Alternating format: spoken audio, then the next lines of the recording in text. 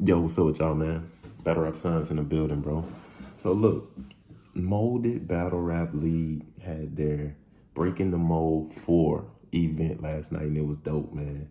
It was dope. They had a lot of great battles. It was packed. Uh, it was just entertaining all the way around, man. I got to see some of the artists live that I've seen on YouTube, but just got to experience it live. So that's dope. I'm gonna run through the card real quick. Shout out to B Eric, shout out to Roski, shout out to Tug. They had official hosting. It was just a dope vibe, you know what I'm saying? So, all right, so I get there. A Plus and Jay Levi are already rapping, and so A Plus already did his round, but I did catch Levi's round. He did have some dope bars. Um, from what I'm hearing, people are giving it to A Plus. I didn't see that one. Jay Levi had a decent showing, but he did kind of jam up in the end. So we're gonna have to look at that one on cam and just, see how we're gonna call that.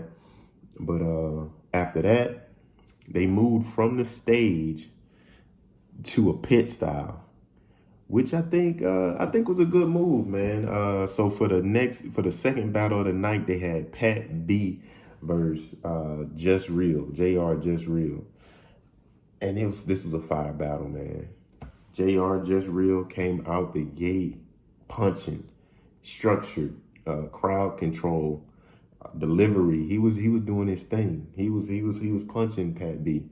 And so the more and more Just Real got into his round, it was kind of looking like, I don't know if Pat what he gonna be able to do with this. You know what I'm saying? Because Just Real kind of took the crowd when he went first. But Pat B went second. And it's like in the beginning, he was kind of questioning, like, I don't know if I could take this crowd. Well, I ain't gonna say he was questioning it, but it was kind of like, he was easing into his material.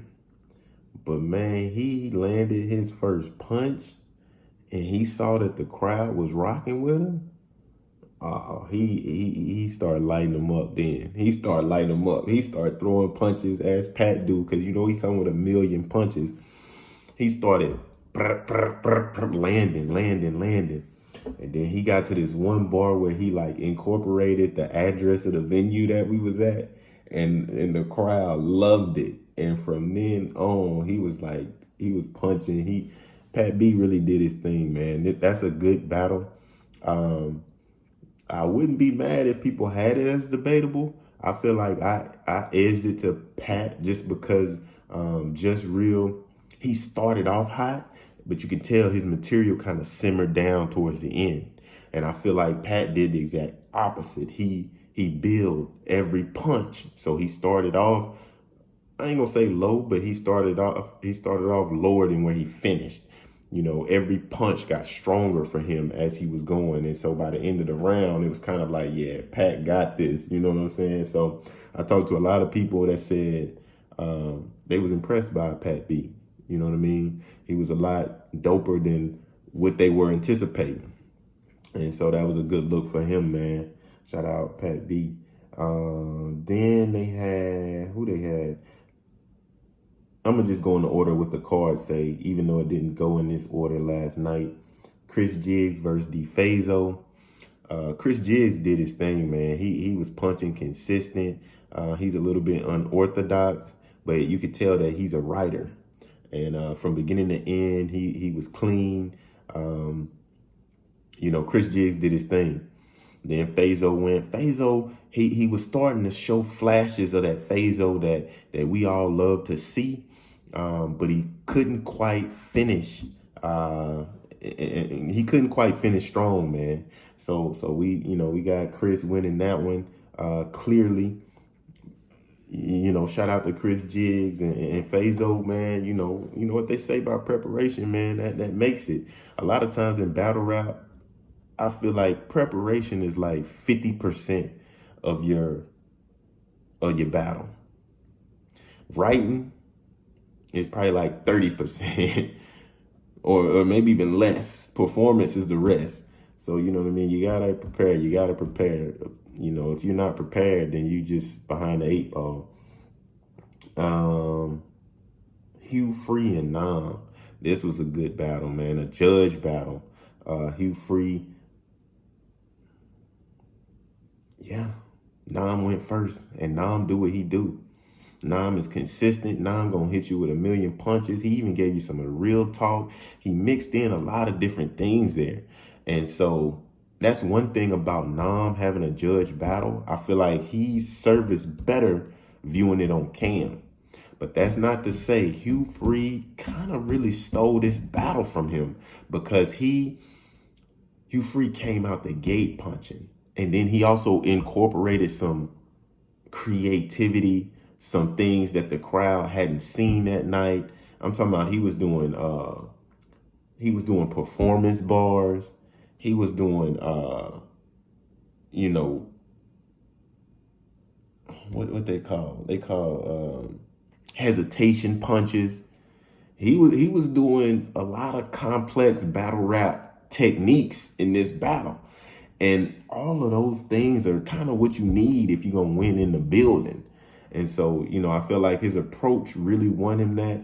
And I gave him bar of the night last night. When he said that, I'll kill your baby, your mama, and your baby mama. That's a triple homicide, not a triple entendre. I was like, oh my God, that's fire. That's fire. That was bar of the night for me. So, but yeah, shout out to Hugh Free, man. The judges gave it to him. You know, there was a little bit of controversy about, you know, the time limit. There was supposed to be, I'm guessing, a 5-minute time limit.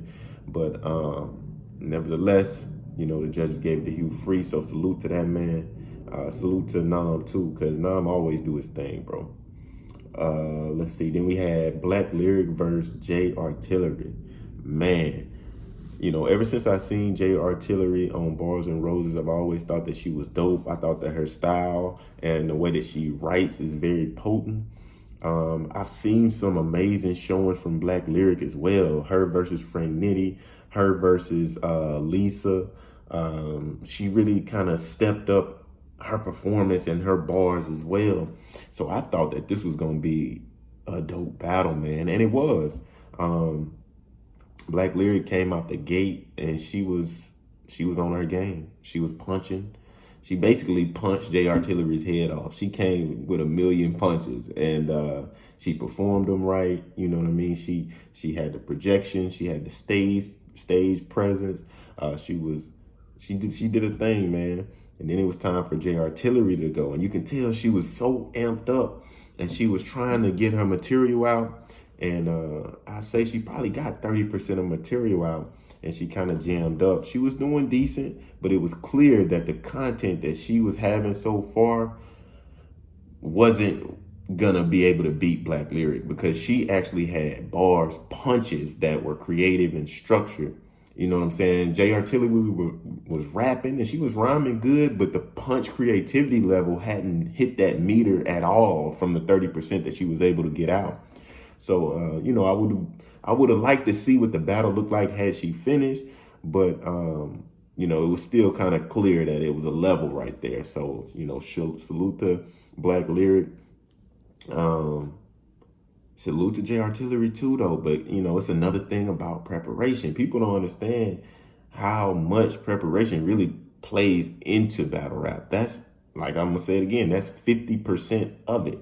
So you can't spend all of your time writing. You know, if you got 3 weeks for a battle, you can't spend 2 weeks writing and be like, oh, I'm gonna remember it the last week. That's not gonna fly on a certain level. You know, you might can get away with that your first couple of battles or whatnot, but as people start to follow you and as your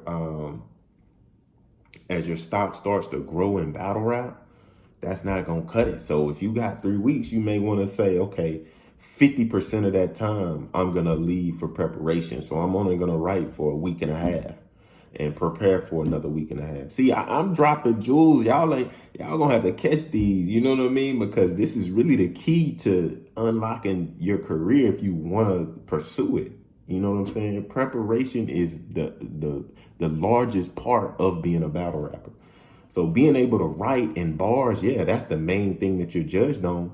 So you're going to have to write that material quicker if you got a short period of time. If you got a month, then boom, write 2 weeks, and leave 2 weeks to prepare, you know. But yeah, shout out to J Artillery, shout out to Black Lyric.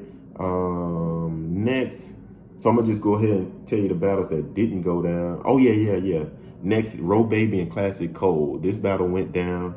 Classic Cole is a wordsmith, man. The way that he puts words together is unlike anybody in battle rap. He's a pen. He's a heavy pen. You got to listen to him. And I feel like he came and he does what he do, man. The way that he connects the words, the flow, the cadence, you just gotta listen to him, man. And Ro Baby, he kind of did a portion of what he normally do. Came with a few jokes and the delivery and the kind of direct style. So I felt that was a decent battle. I mean, I edged Classic Cole just because of the writing aspect of it, but I wouldn't be mad if somebody thought that was debatable. But, just to me, I felt like just the writing was just a complete different level there. You know what I mean? It was clear cut. And Ro Baby, he didn't have enough of those haymakers that really could shake the crowd to really swing the momentum in his direction after Classic Cole had went. So that's how I felt about it. Okay, so the battles that didn't go down, Just Blizzy did not battle Gentilly.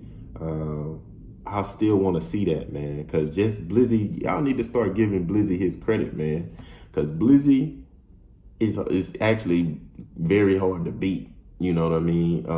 When you're looking at him on cam, you can say what you want, but when he stood in front of some killers, some writers, and he always come out, looking good. So, you got to respect that. Black Ghost and Roski did not go down. I actually want to see that too. And Uski and K Sykes did not go down.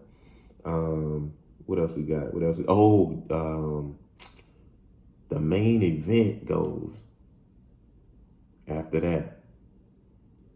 Gas Jordan and Mike Streets versus Baby James and KD. Man, it's a fire battle. This is a fire battle, bro. KD and Baby James, you already know what they bring to the table. KD is a writer. He's gonna punch, he's gonna write, he's gonna scheme, he's gonna angle. He really can do everything within writing with his pen.